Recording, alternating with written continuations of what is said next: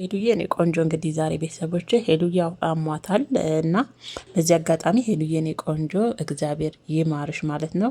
በዛውም እንግዲህ እግር መንገዳቸውን ሶሲና ሀይልዬ ማለት ነው ሄሉ ጋር ሄደው ያው ሄሉ እንደ በፊት አይደለችም፣ ከቤትም አትወጣም፣ ድብርት ውስጥ ምነች እና ቶሎ ቶሎም ነው የሚያማት አለ ሀይልዬ ሲያወራ ማለት ነው። እና ዛሬ ሄሉን ለመጠየቅ ሄደናል ብለው እንግዲህ ሄሉ ክፍል ገብተው ሄልዬን ለመጠየቅ ሳይሆን በዛውም ፕራንክ ነው ያደረጓት ማለት ነው። ክፍልሽ ይሸታል፣ ጫማ ሽታል፣ ካልሲ ሽታል በማለት ሶሲና ሀይልዬ እንግዲህ ያው በህመሟ ላይ ህመም ሆኑ ነው ማለት ይቻላል። እና በጣም አበሳጭቷት ነበረ እና እንደዚህ አይነት ፕራንክ አታድርጓት። ልጅቷ ለራሷን ያለችበት ታሳዝናለች። ሄሉ እግዚአብሔርን ቤተሰቦችና በጣም ማለት ቶሎ ቶሎ ማለት ጭንቀት ይመስለኛል። በቃ ከክፍሏ ማትወጣ ከሆነ ያቺ የድሮ ብድ ብድ የምትለዋ ሄሉዬ በፕራንኩ በሆነ አሁን የለችም ያቺ ሄሉ እውነት ቤተሰቦችና እንደዚህ አይነት ፕራንክ አታድርጉብን። ሄሉዬን በጣም ነው የምንወዳት፣ አታስጨንቁብን።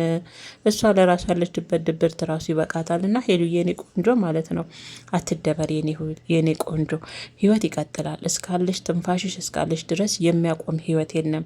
ህይወት ይቀጥላል። እና ራስሽን ድብርት ውስጥ አትክተሽ የኔ ቆንጆ። ድብርት ራሱ እኮ ህመም ነው። እውነት አናቅም እንጂ ድብርት ራሱን የቻለ ህመም ነው። እና እዚህ አረብ ሀገር አሁን ትንንሽ ልጆች መጥተው ለምንድን ነው የሚያብዱት?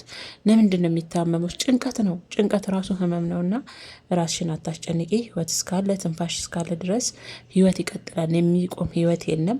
በዛ አጋጣሚ ደግሞ ለውስጥሽ በደንብ ንገሪው። እሺ አንቺ ብዙ የምታስፈልጊያቸው ሰዎች አሉ በዙሪያሽ።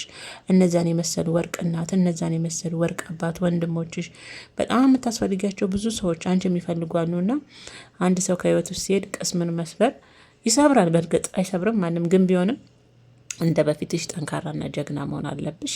በዚህ አጋጣሚ ግን እኮ ማለት ነው ቤተሰቦች ተነስታችሁ የበፊቱን ህይወት ዘግታችሁ በቃ አይሆንም ብላችሁ ራሳችሁን ማነቃቃት በጀመራችሁ ሰዓት ድንገት ልክ እንደ ናቲ ማለት ነው ድንገት መጥተው ወደ መልሰው ወደ ድብርት ውስጥ ይከቷቸዋል። ወና ይወጡ ወና ይገቡና ለዛ አይመስለኛል ድጋሚ ሄሉዬ ወደ ድብርት ውስጥ የገባችውና አይዞሽ እግዚአብሔር ናቲን ያንቺን ካለውም ኬትም ኬትም ብሎ ያመጣዋል። እኔ ናቲን በሆን ግን ቤተሰቦቼ ሌላ ስደት አልመኝ። ምክንያቱም እሱ ፌመስ ነው፣ ዩቱበር ነው፣ ቲክቶከር ነው፣ ታዋቂ ነው። ቢያንስ ዩቱብ በደንብ ይከፍላል ለነሱ ለታዋቂዎች ማለት ነው። ስለዚህ እሱን እየሰራ ከሄሉ ጋር ዝም ብሎ ጊዜውን ያንን በሚጣፍጥ አየር በሀገሩ ላይ የፍቅር ጊዜውን ቢያሳልፍ ነበር የሚሻለው። እውነት እዛም ሄዶ ወደ 7 ወር ችግር ነበር ያጋጠመው ስደት ላይ አይደለ የትም ሄዱ በቃ ስደት ነው። እውነቴን ነው ብላችሁ ቤተሰቦቼ እና ሄሉን የመሰለች በእርግጥ አብረው ለመሄድ ብዙ መስዋዕት ከፍለዋል። አልሆነም ግን ቢሆንም ሁለቱም መመኘት የለባቸውም ነበር። በእርግጥ የተሻለ ነገር ያስፈልጋል። ግን ደግሞ ዩቱብ ራሱ እኮ የተሻለ ነገር ነው። ስንቶቹ እየተለወጡበት ነው። ስንቶቹ በሀገራቸው ዘና ፈታ እያሉ